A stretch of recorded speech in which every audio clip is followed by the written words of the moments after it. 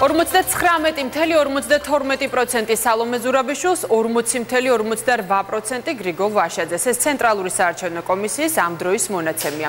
ცესკოს პირველადი შედეგებით მეორე ტურში სალომე ზურაბიშვილი ლიდერობს. დათვლილია 3694 უბანი. მარიამ მენაბდეს ჩავრთავთ ახლა ღია ეთერში. მარიამ, გისმენთ, რა ხდება ამ ეტაპზე? რამდენი პროცენტია ზოგადად უბნების დათვლილი და რასაც ხადებენ ცესკოში? ლიზა, დავიწყოთ იმით, რომ განსხვავებით პირველი ტურიდან, რა დროსაც მინიმალური სხვაობა დაფიქსირდა ორ კანდიდატს შორის, უკვე მეორე ტურმა აშკარა უპირატესობა აჩვენა 20%-იანი უპირატესობა დაახლოებით სალომე ზურაბიშვილის სასარგებლოდ.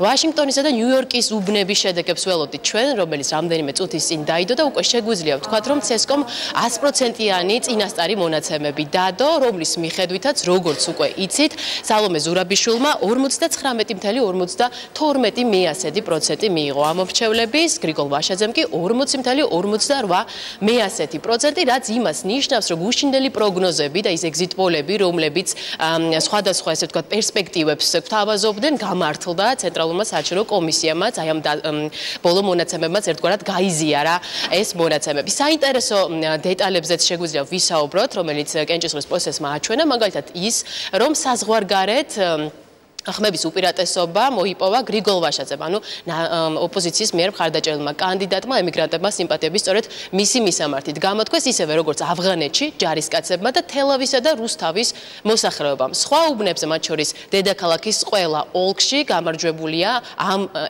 ეტაპზე არსებული ინფორმაციით სწორედ სალომე ზურაბიშვილი და დღეს ცენტრალურ საარჩევნო კომისიაში ისაუბრეს ასევე საჩივრებზეც. ითქვა, რომ 307 საჩივარია სულ დაწერილი და მათი ნაწილი არის დისციპლინარული, ტექნიკური ხასიათის, თუმცა არის ანგარიშგასაწევი, ესე ვთქვათ, საჩივრებიც, რომლებიც ძირითადად ეხება უბნებზე შედეგების გაბათილებას. სულ 5 შემთხვევაზეა საუბარი. 57 უბნიდან დათვლილია 54 უბანი. როგორც გითხარით, ამერიკის შეერთებულ შტატებში სამუბანზე ამ წუთებშიც მიმდინარეობს ხმების დათვლის პროცედურები და საზღვარგარეთ მიღებული ხმები ასე გადანაწილდა. ნომერი 5 გრიგოლ ვაშაძე 64.27%, რაც არის 5216 ხმა, ხოლო ნომერი 48 სალომე ზურაბიშვილი 35.73%, რაც არის 2900 ხმა. ბათილობა არის მოთხოვნილი სულ 5 შემთხვევაში. ეხლა ჩემს ხელთ არსებული ინფორმაციით, ეს არის სიღნაღის ერთ-ერთი საარჩევნო უბანი, ასევე წყალტუბოს ერთი საარჩევნო უბანი, მარნეულში 3 საარჩევნო უბანი და გარდა ამისა დამატებით ხულოში გადასატანყუთის ნაწილში არის მოთხოვნილი ბათილობა.